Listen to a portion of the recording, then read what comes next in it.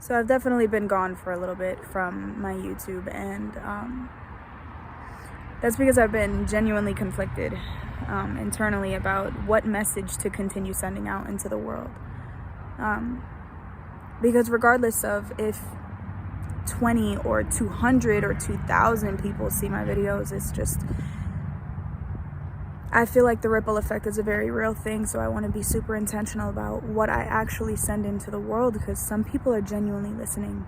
And so I've come to a couple of conclusions. In our own ways, so many of us want to create like healthy, holistic, positive changes in the world. However, with our fundamentally complicated human nature, I feel like sometimes we fail to see the divine balance in the duality that lies within the things that we might want to change. For example, we would all favor the side of town where someone's falling in love rather than the other side of town where someone's probably getting mugged. And I'm no different. I've struggled heavily with resenting the way that things are. I've always wanted to experience a world of just pure peace, where everyone is walking with a deep reverence for life. Up until super recently, where I was aligned with a video of this monk who was actually talking super wisely on this specific topic. He's basically encouraging the world to accept the world as it is. Because although we would love to live in a world where there is no pain, there is no suffering, in that world we would be deprived of our essence of growth, deprived of the expansion and the compassion that we actually learn within that pain. Now I believe that in the grand scheme of things, the world isn't ours to change. Negative or positive, divine source energy moves through everything, every happening, every moment. Everything seems to fall into place exactly as it should. Change of scenery, it's fucking cold outside, so we came indoors. As I was saying, honoring our soul's blueprint while also learning to trust the divine process that we cannot see, we have no control over, is super duper frustrating. And this is because we lack patience with things that we cannot control, including me. I get it.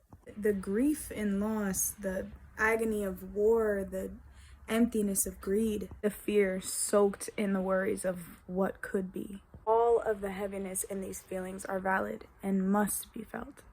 We shouldn't wish for our lives to only be happy. We should not wish to always know what comes next. We should not be always running toward our future or away from our past. We shouldn't wish to escape the bodies that we were naturally born with just because it doesn't meet the expectations of a social collective. We shouldn't wish for things to be different if we never truly gave them a chance to just be. A huge lesson for me recently has been to release my egoic needs to have everything go my way. And if they aren't going my way, then they're going the wrong way. And my belief that in that case, the system is flawed. Wanting to live in a world with no suffering, no corruption, no war, no loss, that was my resistance to the time and the world that I was born into. But I learned that the polarities between light and dark will forever dance in their purpose.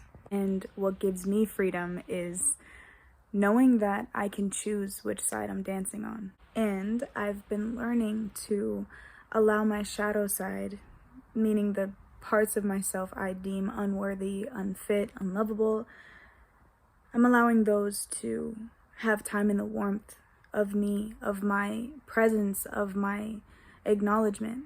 The same way I'm allowing my light side to. All of the parts of me that I love and I'm confident in.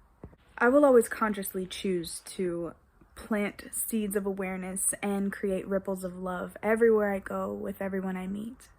All while honoring my imperfections as a human being. Because I don't seek perfection. And I never will. I walk in authenticity. I do believe that one day the earth might know a humanity that walks in reverence for life and chooses to use their power for goodness, the goodness of all, the higher good of all. I do believe that one day humanity will embody the power of love over the love of power. Now, I may not be around when that happens. But I will always be eternally grateful that I was given a life to experience the world in all of her perceived complicated imperfections. So I no longer wish for a world without suffering. What I wish for now is to cultivate radical acceptance for what was, what is, and what will be. Because that is freedom.